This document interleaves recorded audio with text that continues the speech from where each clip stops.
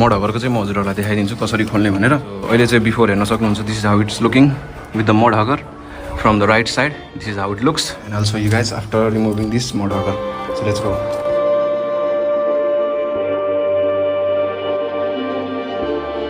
अहिले चाहिँ यस्तो देखिरहेको छ with the MudHugger। Now let me remove it. हेर्न सक्नुहुन्छ अब कस्तो क्लिन देखिरहेको होला।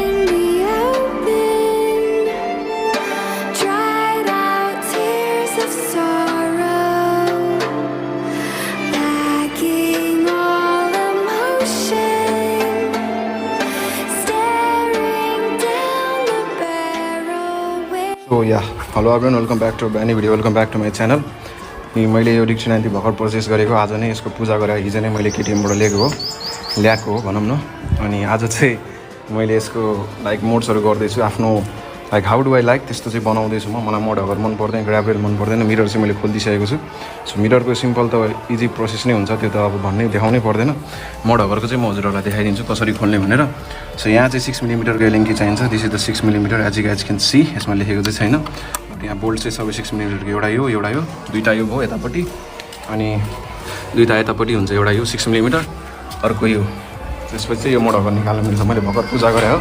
अनि यो चाहिँ एउटा सिग्नेचरकै लागि मैले राखिदिन लागेको। पूजा नै भएको थियो फर्स्ट डे, मैले किन्ने बेलाको याद हुन्छ भनेर चाहिँ मैले यतिकै नै राखिदिन लागेको। So let's remove it without any further ado. र ब्याकग्राउन्ड नोइजेस आइरहेको होला किनभने बिहे नै बिहे छ चारैपट्टि छिमेकीतिर। सो प्लिज इग्नोर इट है। अनि म त्यही भएर चाहिँ त्यस्तो लङ धेरै केही बोल्दिनँ, जस्ट रिमुभ गर्छु। यसलाई चाहिँ मैले अलरेडी लुज गरेको छु। यो 4वटा बोल्ट खोल्नुपर्छ and I'll show you guys the look.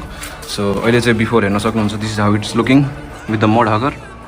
हेरिहाल्नु, त्यसपछि म आफ्टर देखाउँछु from the right side. This is how it looks. MudHuggerले रेनमा प्रोटेक्सन दिने हो। अहिले रेनी सिजन आएको छैन, त्यही भएर चाहिँ मैले खोलिदिन लागेको लुक्स पर्पजको लागि।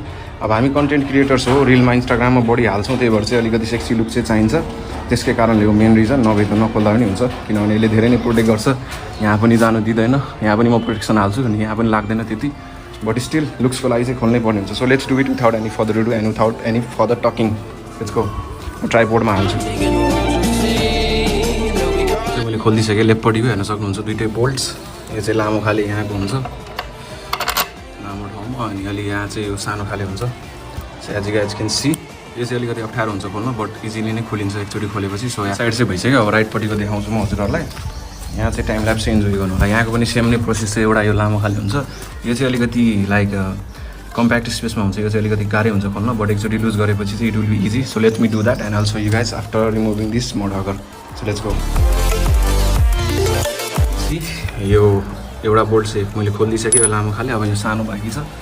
So let me remove it अनि म हजुरहरूलाई यहाँबाट देखाइदिन्छु। And removing it.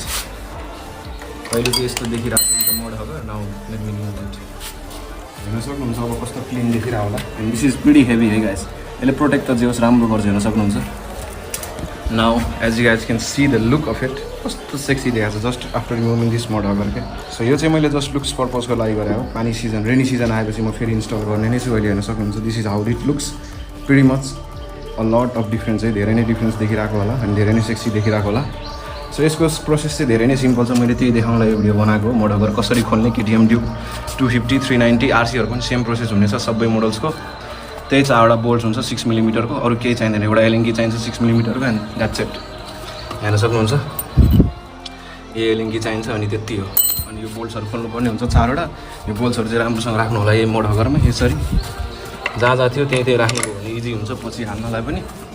सो त्यति नै थियो यसको प्रोसेस। अब म हजुरहरूलाई अहिलेको अलिकति सिनेम्याटिक्स देखाइदिन्छु and that's it for this video.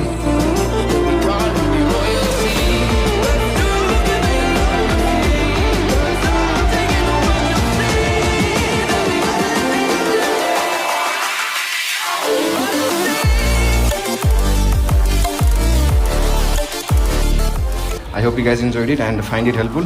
केही इन्फर्मेसन पाउनुभयो होला नि, हेल्प भयो होला केही कामको लागि। सो द्याट्स माई मोटिभ है टु मेक भिडियोज।